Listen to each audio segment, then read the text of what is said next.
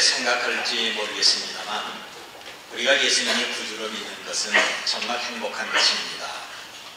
사람들은 물질과 육신의 즐거움에서 행복을 찾습니다. 좋은 직장에서 많은 돈을 벌고 시설이 편리한 집에서 건강하게 살면서 삶을 즐기는 것이 행복이라고 합니다. 물론 우리는 이런 복을 받아야 됩니다. 그런데 이런 것들은 쉽게 망가지고 변질될 수가 있습니다. 지금 우리가 아무리 많은 것 가지고 있다 할지라도 사업이 망하거나 직장에서 퇴직하면 그것으로 끝입니다. 문화시설이 좋은 집이라도 화재가 나거나 경매에 넘어가면 그만큼 더 낙심하고 슬퍼하는 것입니다. 오히려 좋은 집에서 살기 때문에 도둑이나 강도의 표적이 될 수가 있습니다. 지금 건강해서 내 먹고 싶은 것 먹고 가고 싶은 걸 마음껏 다닌다 할지라도 내년에 몹쓸 병에 걸려서 영원히 일어나지 못할 때가 있습니다. 여러분, 우리는 이런 일이 일어나면 안 되겠습니다만 환경과 장소와 사람에 따라 수시로 변하는 것은 참 행복이 아닙니다.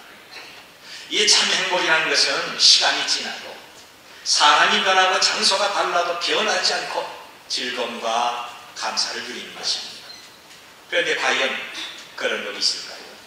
있다면 변하지 않고 영원한 그 복을 나도 과연 누릴 수가 있을까요? 물론입니다. 우리가 예수님을 믿으면 변하지 않고 영원한 구원의 복을 받습니다. 영원하고 참된 복이라는 것은 나를 위해서 십자가에서 죽으시고 다시 살아나신 예수님과 함께하고 있는 겁니다. 그래서 변하지 않는 복 중에 가장 큰 행복은 예수님을 믿고 구원받는 것입니다. 신명기 33장 29절의 말씀을 보면 이스라엘이여 너는 행복한 사람이로다. 여호와의 구원을 너같이 얻은 백성이 누구냐 그랬습니다. 하나님 인정하시는 영원한 복은 우리가 예수님을 믿고 구원을 받는 것입니다. 우리가 진 시편은 전체가 150편으로 되어 있습니다. 그런데 150편을 한마디로 한다면 복 있는 사람입니다. 여러분, 어떤 사람이 복이 있는가? 시편에서 매 편마다 말씀하고 있습니다.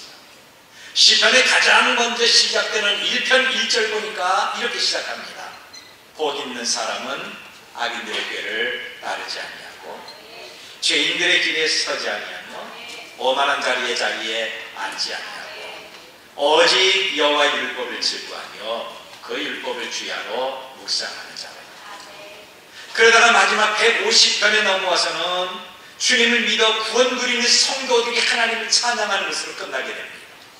할렐루야, 그의 성소에서 여호와를 찬양하며 그의 궁창에서 그를 찬양할지어다. 복 있는 자마다 여호와를 찬양할지어다. 할렐루야. 저와 여러분이 예수님 믿고 헌신하면서 날마다 하나님을 찬양하는 이런 복을 누리시기를 바랍니다. 그런데 여러분, 단순히 믿습니다 하고 교회 다니는 것으로 참 믿음을 가진 것은 아닙니다. 참 믿음은 반드시 열매가 있습니다. 성경은 이것을 가리켜 새 사람으로 변화됐다고 말씀하고 있습니다. 다시 말하면 예수님을 믿고 변화된 사람은 가정과 사회를 변화시킨다고 하는 것입니다. 오늘 우리가 교독한 이 성경은 한 가정에 구성되는 남편과 아내 그리고 자녀와 부모들이 예수님 믿고 어떻게 새롭게 변화되는 것인가 과정을 보여주고 있습니다. 그리고 변화된 사람은 하나님을 기쁘시게 하는 삶으로 가족과 그리고 이 사회에 평화와 유익을 준다는 내용입니다. 오늘 이 자리에 나와 예배하는 우리 모두의 공통된 점은 예수님을 믿고 하나님을 기쁘시게 하는 가족이 되고 성령께서 지배하시는 거룩한 구역이 되어야 될 것입니다. 하나님께서 이 땅에서 가장 먼저 세우신 기관이 가정입니다. 하나님은 에덴 동산에서 아담과 하와를 결혼시킴으로 인류 최초의 가정을 만들게 했습니다. 그래서 가정이 잘 될 때 사회와 국가의 발전과 부흥을 가져오게 된 겁니다. 가정이 파괴될 때는 사회 범죄가 증가하고 혼란과 무질서가 있습니다. 가정이 편안하고 행복할 때 그 사람이 다니는 교회가 평화롭고 은혜스러운 것입니다. 여러분이 편안하고 여러분이 행복할 때 이 교회가 편안하고 행복한 교회가 되는 것입니다. 여러분의 가정이 불행해서 만들어지고 여러분이 불행하고 슬픔이 있을 때 이 종합제일교회는 슬프고 불행해진 것입니다. 그만큼 여러분의 자신과 가정의 역할이 중요한 것입니다. 국가와 사회의 힘은요, 가정의 회복과 단합에 서는 것입니다. 예수님을 믿는 우리는 가정의 소중함 그리고 가정의 행복에 대해서 잘 알고 있습니다. 이제 우리가 예수님을 믿고 할 수 있는 가장 위대한 일은 성령께서 지배하는 경건한 가정과 구역을 만드는 것입니다. 그래야 성경은 가정의 구성인 부부의 관계, 부모와 자녀 간의 성령의 지배를 받는 것에 대해서 설명하고 있는 것입니다. 먼저 아내와 남편의 관계는 어떻습니까? 부부의 관계는 18절과 19절 보면 아내들아 남편에게 복종하라. 이는 주 안에서 마땅하니라. 남편들아 아내를 사랑하며 괴롭게 하지 말라고 했습니다. 남편과 아내의 관계는 사랑과 복종의 관계가 되어야 됩니다. 아내들아 남편에게 복종하라. 이는 주 안에서 마땅하니라. 가정에서 영향을 끼칠 수 있는 사람이 역시 아내입니다. 가정에서 아내의 역할이 그만큼 중요한 것입니다. 그래서 사도 바울은 남편보다 아내에게 먼저 권면하는데 그것은 남편에게 복종하라고 하는 것입니다. 여기 복종하라는 말, 군대에서 계급을 지칭할 때 사용된 말입니다. 군대에서 질서를 유지하기 위해서 계급이 있듯이 부부 관계에서도 남편과 아내 사이에 질서가 있는 것입니다. 여러분 이 말씀을 오해하면 안 됩니다. 이 단어를 오해하면 아내는 늘 남편보다 열등한 존재로 하락될 수가 있습니다. 아내가 여자라 남편에게 복종하고 아내가 남편보다 육신의 힘이 부족해서 억지로 복종하고 남편보다 배우지 못한 열등한 존재이며 인격이 부족해서 복종하는 것이 아닙니다. 인격은 남편과 아내가 동일합니다. 어떤 면에서 남편보다 더 낫지만 가정의 질서와 평화를 위해서 겸손하게 봉사하라고 하는 것입니다. 우리 교회에 장교와 사병이 나란히 있다고 가정하십시다. 둘 다 똑같은 집사입니다. 장교와 사병은 예수님 믿고 구원받아야 될 죄인들입니다. 장교나 사병이나 계급을 떠나서 하나님을 예배해야 되고 하나님 앞에 봉사해야 되고 기도하며 주님을 섬겨야 됩니다. 그런데 장교가 사병보다 계급이 조금 높다고 인격적으로 뛰어나고 신앙도 좋고 모든 것이 완벽하고 훌륭한 것이 아닙니다. 오히려 사병보다 못한 장교가 있습니다. 다만 계급만 다른 것입니다. 그럼에도 사병이 장교에게 복종하는 것은 군대의 질서 때문에 그런 것입니다. 이런 것은 교회도 마찬가지입니다. 교회에서 목사나 장로보다 이제 막 교회에 등록한 새 신자가 더 뛰어나고 더 지식이 있고 더 열심히 있을 수가 있습니다. 교회 장로, 안수집사, 권사가 됐다고 다 훌륭하고 뛰어난 것이 아닙니다.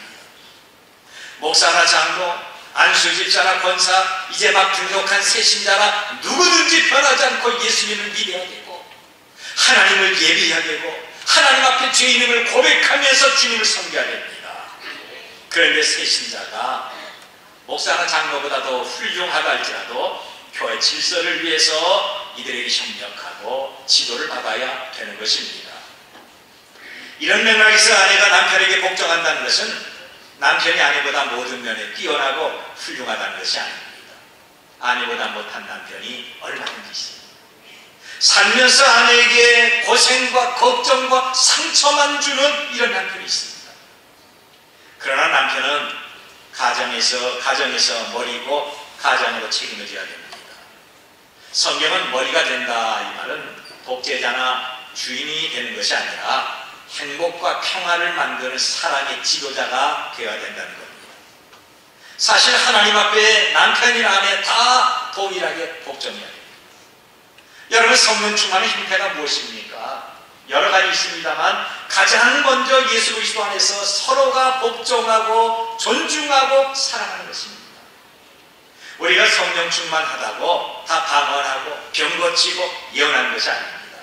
오히려 이런 경험을 하고도 하나님 앞에 불순종하는 삶을 사는 사람들이 매우 많이 있습니다.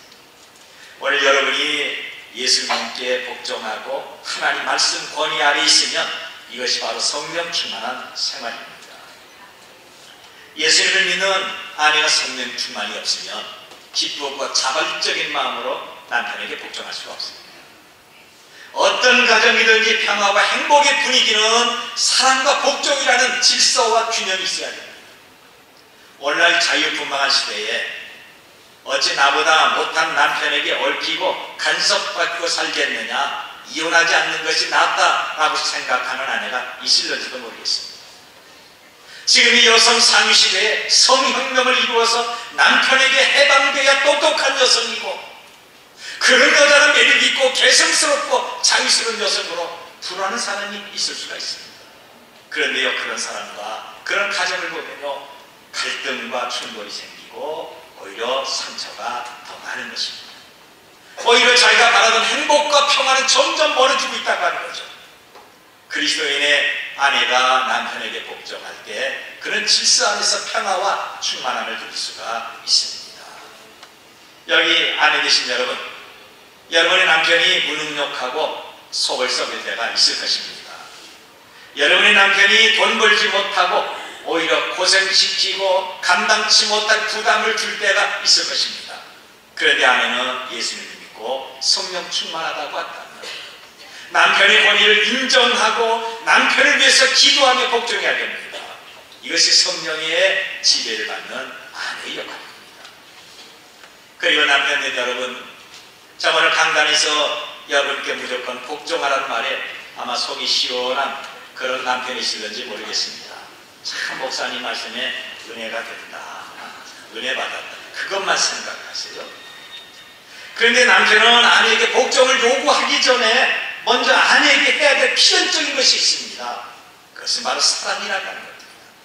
19절 보면 남편들아 아내 사랑하며 괴롭게 하지 말라고 했습니다. 남편에게 아내의 복종을 요구하기 전에 먼저 아내를 사랑하라고 하는 거죠. 남편이 아내를 사랑한다면 아내가 남편의 눈치를 보거나 두려워하지 않습니다. 남편이 아내를 참으로 사랑한다면 걱정을 주지 않습니다. 사랑받는 아내는 남편의 리더십에 기쁘게 복종합니다. 모든 아내는 남편의 사랑 안에서 평화와 안전을 누리기를 원하고 있습니다. 여기 사랑이라고 하는 말은 육체적이고 감성적인 것이 아니라 조건 없이 자기를 희생하는 아가페 사랑입니다. 예수님께서 우리에게 모든 것을 베풀어 주었던 희생과 봉사의 사랑, 이것이 아가페인데 이런 아가페를 아내에게 행해야 된다는 겁니다. 요한복음 13장 1절 말씀 보면 유월절 전에 예수께서 자기가 세상을 떠나 아버지께 돌아가실 때가 이른 줄 아시고 세상에 있는 자기 사람을 사랑하시되 끝까지 사랑하신다고 했습니다. 이제 예수님께서 며칠 있으면 십자가에 달려 죽는데 당신 걱정하는 것이 아니라 끝까지 죽을 때까지 제자들을 사랑하면서 생각하고 있었다고 하는 거죠. 여러분, 성경은 예수님께서 우리를 끝까지 변함없이 사랑하듯이 동일한 사랑으로 자기 아내를 사랑할 것을 강조하고 있습니다. 우리를 위한 예수님의 사랑은 당신의 생명을 버리시면까지 사랑되는 겁니다. 역사 이래로 가장 잔혹하게, 가장 끔찍스럽게, 가장 고통스럽게 십자가에서 고난받으시고 피 흘려 죽으신 그 사랑, 이것이 바로 아가페입니다. 저와 여러분을 향하신 예수님의 사랑은 모든 것을 아낌없이 내어주신 희생적인 사랑입니다. 여기 어떤 조건이 있을 수가 없습니다. 이것이 아가페입니다. 그런데 오늘 성경 보니까 아내를 사랑하게 괴롭게 하지 말라고 했습니다. 말로는 아내를 사랑한다고 하면서 상처 주며 괴롭히는 것은 참 사랑이 아닙니다. 바로 이 말씀은 아내를 들들 볶지 말고 편안하게 좀 놔두라 바로 그겁니다. 아내 일에 일일이 간섭하며 따지거나 피곤하게 잔소리하지 말라고 하는 거죠. 아내를 밀어주고 아내에게 악하고 불쾌한 감정을 갖지 말라고 하는 것입니다. 아내에게 꽁 하고 털어져서 몇 날 며칠 말도 하지 않고 쳐다보지 않는 그런 째짠 남편 되지 말라고 하는 거죠. 성령께서 지배하는 아내와 남편은 서로 참습니다. 서로 정직하며 솔직합니다. 가정에서 어려움을 해결하는 가장 훌륭한 방법이 무엇입니까? 사랑 안에서 서로 참된 것을 말하는 것입니다. 그리고 혹시 충돌이 있으면 이해와 용서를 가지고 해가 지도록 불을 품지 않는 것입니다. 행복하게 살기를 원하십니까? 행복한 부부의 특징이 뭡니까? 사랑과 복종이 있는 부부입니다. 여러분, 지금까지 여러분은 결혼 생활하면서 얼마나 행복을 누리고 있습니까? 현재 여러분의 행복 점수는 과연 몇 점이나 될까요? 내가 결혼해서 자녀가 있고 내가 나이를 먹고 내가 병들고 불쌍해서 같이 살아주는 것이 아니라 나는 지금 여러분에게 행복 점수를 물어보고 있는 것입니다. 저는 이 설교를 준비하고 어저께 저녁에 저녁 시작을 하니 아내를 보면서 여보 은공씨 차 한잔 줘요 그랬어요. 아내가 무슨 뜻인지 알지 못해서 어리둥절하고 쳐다봅니다. 은공이 뭔지 아세요? 은공씨 그랬어요. 은공, 은은한 공주입니다. 여기 남편들만 한번 따라서 합시다. 당신은 남편 안에 있는 남편이 말하지 않으면 더 늙어서 죽으라고 고생할 것입니다. 들들 벗겨도 될 것입니다. 부부가 나란히 앉아 있으면 아내를 보면서 한번 하십시오. 당신은 나의 근데 좀 부드럽게 했으면 좋겠어요. 당신은 나의 은공입니다. 은은한 공주예요. 제가 제 아내 보고 은공씨 차 한잔 줘요 그랬더니 웃으면서 금방 오미자 차 한잔을 갖고 오더라고요. 다른 날에도 차는 갖다 주지만 어저께 저녁만큼은 더 진하게 터서 주더라고요. 여러분, 행복한 결혼 생활은요 저절로 이루어지는 것이 아닙니다. 부부가 서로의 고집과 이기적인 마음이 깎여져야 돼요. 그리고 복종과 아가페적 사랑을 피차 나눌 때 우리에게는 언제든지 행복이 찾아오고 평안이 찾아오게 되는 것입니다. 그리고 두 번째는 부모와 자녀의 관계입니다. 부부의 관계는 복종과 사랑이 있어야 되지만 부모와 자녀의 관계는 어떻게 해야 되는 것입니까? 여기 20절과 21절을 보면 자녀들아 모든 일에 부모에게 순종하라. 이는 주 안에서 기쁘게 하는 것입니다. 아비들아 너희 자녀를 노엽게 하지 말지니 낙심할까 하니라. 결혼한 남편과 아내에게 하나님이 복 주심으로 아들을 낳고 딸 낳게 됩니다. 여러분, 하나님의 은혜가 아니면 절대로 자녀를 가질 수가 없어요. 말 낳는다고 해서 자기 뜻대로 안 된다고 해서 에휴 입에 숫더니 저게 내 십자가구나 혹 하나 더 생겼구나 이렇게 생각하면 안 되는 겁니다. 자식은 하나님이 허락해 주셔서 난 것입니다. 시편 127편 3절 말씀 보니까 보라 자식들은 여호와의 기업이요 태의 열매는 그의 상급이라고 했습니다. 복종과 사랑이 함께하는 가정에서 태어난 자녀들은 정말 복 있는 자녀들입니다. 아내와 남편이 서로 믿지 못해서 수시로 충돌하고 술과 도박에 취하고 세상에 빠져 방탕하며 죽지 못해 사는 가정에서 태어난 자녀들보다 아내의 자발적인 복종, 남편의 희생적인 사랑으로 태어난 자녀들이 얼마나 복이 있습니까? 하나님이 인간을 창조하실 때는요 생육하고 번성하라고 말씀하셨습니다. 그래서 결혼한 부부는 서로 사랑과 복종으로 하나가 되어서 자식을 낳고 말씀으로 가르치고 양육하는 것이 하나님의 창조 행위에 동참하는 것입니다.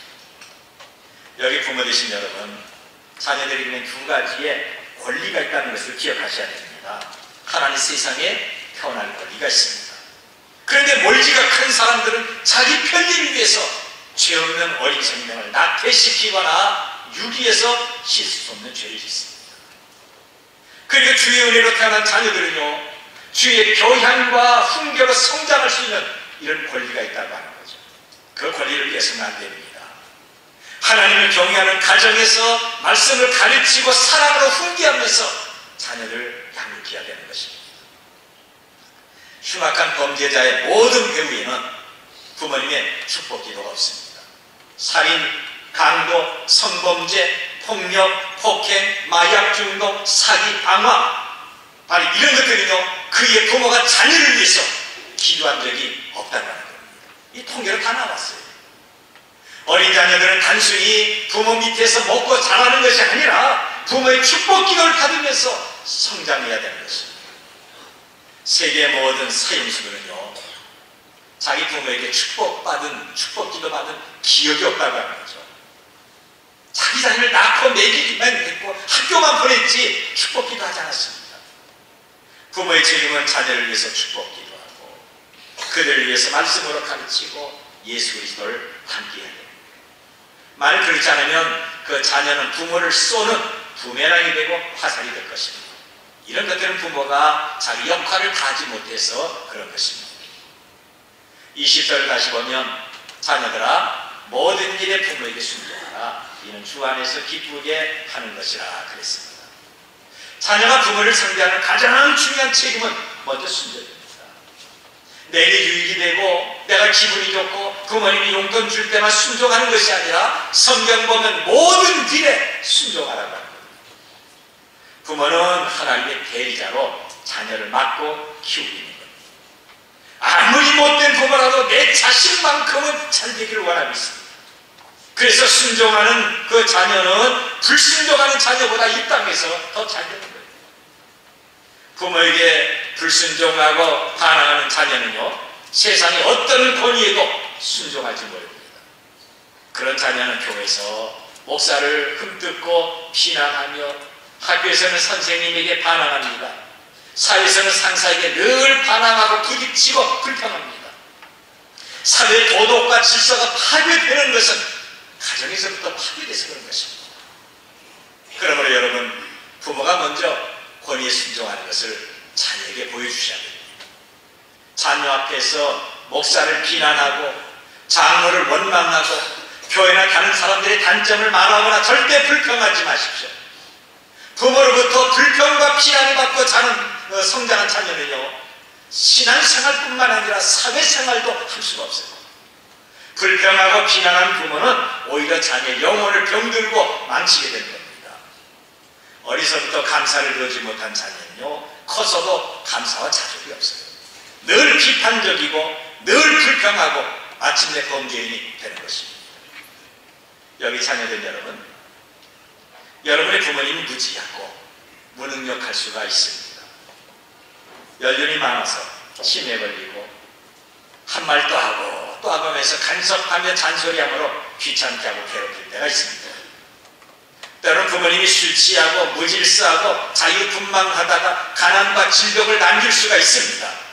그런데 이것을 귀찮아하지 마십시오. 내 부모가 어떠하든지 자식 사랑 바다보다 넓고 깊은 것입니다. 자녀가 아들이나 딸의 권리를 주장하기 앞서 먼저 하나님이 주셨던 부모의 권리, 이것을 인정하고 순종하셔야 됩니다. 21절을 보면 아비들아 너희 자녀를 노엽게 하지 말지니 낙심할까 하니라. 이 말씀은 부모님이 자녀를 어떻게 지도하고 양육할까 지도 방법의 문제입니다. 에베소서 6장 4절을 보면 또 아비들아 너희 자녀를 노엽게 하지 말고 오직 주의 교훈과 훈계로 양육하라고 했습니다. 여러분, 자녀 교육의 가장 중요한 것 가운데 하나는 노엽게 하지 말라고 하는 것입니다. 자녀는 부모의 화풀이 대상이 아닙니다. 자녀는 하나님이 주신 선물이고 상급이며 하나님의 형상을 가진 인격입니다. 그런데 보십시오. 너무 많은 부모가 자녀들이 필요한 것들을 요청할 때 한 번도 생각해보지 않고 안 된다면서 너무 쉽게 거절합니다. 과잉 공부하는 부모는 오냐오냐면서 해주면 안 되는 것까지 하려고 합니다. 부모에게는 아무것도 아닌데 아이들에게는 아주 중요한 것을 쉽게 거절하거나 너무 쉽게 허락을 합니다. 어떤 부모는 자녀들이 조그만 실수해도 하루 종일 간섭하고 야단치고 오늘 했던 야단을 내일도 하고 다음 주에도 하고 내년에도 할 것입니다. 그래서 자녀는 의욕이 상실되고요, 낙심하며 부모의 눈치만 봐요. 그리고 기가 죽습니다. 이런 자녀는 커서도요, 이기주의고 기회주의가 되고 눈치만 보고 마침내 폭력적이 된다고 하는 거죠. 그래서 부모는 자녀를 낙심시키지 말고 용기와 창의력을 발휘하도록 만들어야 됩니다. 그리고 자녀와 함께 시간을 가져야 됩니다. 몇 년 전에 어느 초등학교에서요, 아버지는 무엇을 아는 사람인가 하는 제목으로 아이들에게 앙케이트를 냈는데 놀랍게 35%가 퇴근 후에 내 아버지는 신문을 보다가 잠을 자는 사람이다 라는 대답이 나왔습니다. 오늘 현대인은 자녀들과 하루에 10분도 같이 시간하지 않습니다. 같이 있어도 그 시간은 어떻습니까? 또한 자녀들은 부모와 함께 시간을 가지려고 하지 않습니다. 어쩌다가 같이 시간을 가지면 자녀들에게 이것저것 간섭하고 잔소리하고 책망하는 시간이 아니던가요? 같이 있으면 자녀에게 즐겁고 신나는 시간이 되어야 됩니다. 여러분, 왜 청소년이 거리에서 방황하고, 왜 학생들이 술집에 출입하고, 왜 범죄가 증가하고 있습니까? 왜 학원 폭력이 그토록 심각하게 만연되고 있습니까? 친구가 말 걸지 않는다고 죽여버리고, 불질러버리고, 부모를 죽이고, 자녀를 죽이고 투신자살 이유가 무엇입니까? 청소년이 자기 스스로 성의 놀이가 돼서 타락하는 이유가 어디 있습니까? 가정에서 대화할 사람이 없어서 그런 겁니다. 가정이 행복하고 즐거우면요 절대로 밖에서 소송거리거나 방황하지 않습니다. 가정에서 자기를 이해해주고 상대할 사람이 없으므로 학원 폭력과 관계를 맺습니다. 그리스도인의 가정은 세상에서 가장 행복한 최적의 장소가 되어야 됩니다. 제 대학교 친구 가운데서 성질이 정말 불같고 급한 3대 독자 한 사람이 있습니다.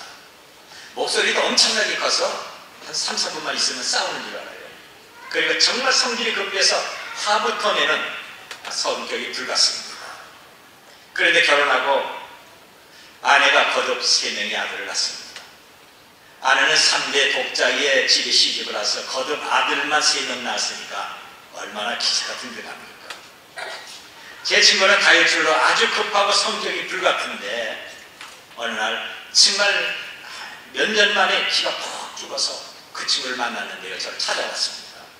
이 친구의 얘기를 들으면서 저는 터져나오는 웃음을 참느라고 부쩍 애를 먹었습니다. 이들 부부가 허구한 싸움을 하는데요.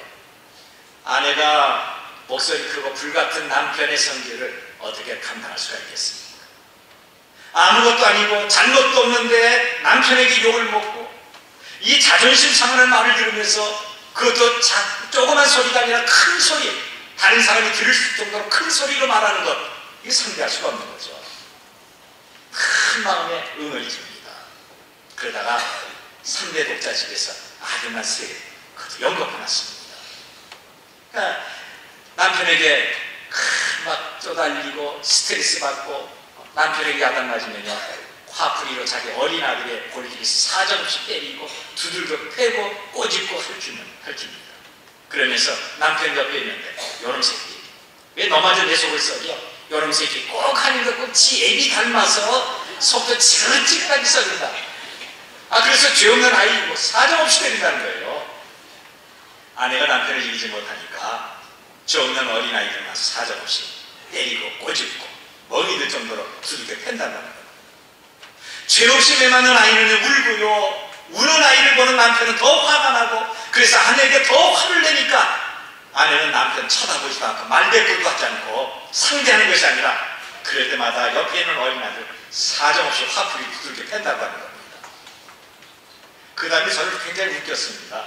그래서 어떻게 됐냐 물어보니까 친구는 화가 나지만 자기 때문에 죄 없는 어린 아들이 내맞는 것이 너무 불쌍해서 내가 참으면 되지 그리고 참고 또 참다가 지금 꽉 쥐어서 산다고 하는 겁니다. 여러분 보니까 남편 쥐어 잡는 데는 아주 쉽더라고요. 자녀는 화풀이의 대상이 아닙니다. 자녀를 어떤 방패나 무기로 삼으면 안 됩니다. 정말 성령께서 지배하는 가족이라면 서로 격려하고 이해하며 참고 잡아줘야 되는 것입니다. 이런 가정에서 자란 아이들은요 전쟁터에서 피난처를 발견하는 것이고 성장해서 결혼해도 평화스럽고 행복을 만드는 그런 사람이 될 것입니다. 성령으로 충만한 영적 삶을 살도록 하십시오. 여러분 부모와 자녀는 순종과 주의 말씀으로 이어져야 됩니다. 이런 관계가 하나님이 원하시는 관계입니다. 우리 교회에 나오시는 모든 분들은 다 성령께서 지배하는 가정에서 성령께서 함께하는 가족들이 되고 성령께서 함께하는 평화와 행복을 누리는 구역들이 되시기를 바랍니다. 네. 오늘 본문은 에베소서 5장 22절부터 6장 4절의 내용과 동일합니다. 그런데 에베소서에서는 성령으로 충만할 때 가정생활, 직장생활이 원만한 것을 강조하고 있습니다. 오늘 본문은 말씀 충만할 때 이런 생활을 할 수 있음을 강조하고 있습니다.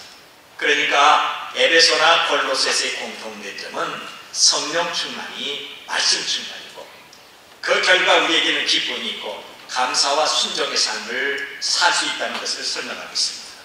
말씀 충만이 성령 충만이라는 것을 강조하는 겁니다. 여러분, 지금 여러분은 성령의 지배를 받고 있습니까? 여러분의 가정에는 하나님의 말씀으로 채워져 있습니까?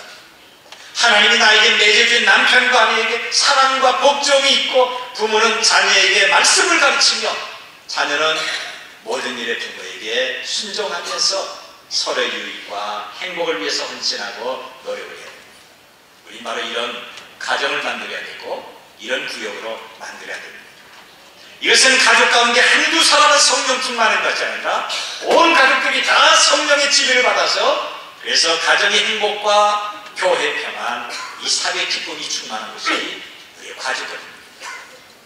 우리는 가정이 행복한 가정으로 만들고, 행복한 가정이 행복한 구역이 되고, 행복한 구역이 더 행복한 교회를 만들며 행복한 우리 교회가 평화와 행복으로 충만하시기를 간절히 바랍니다.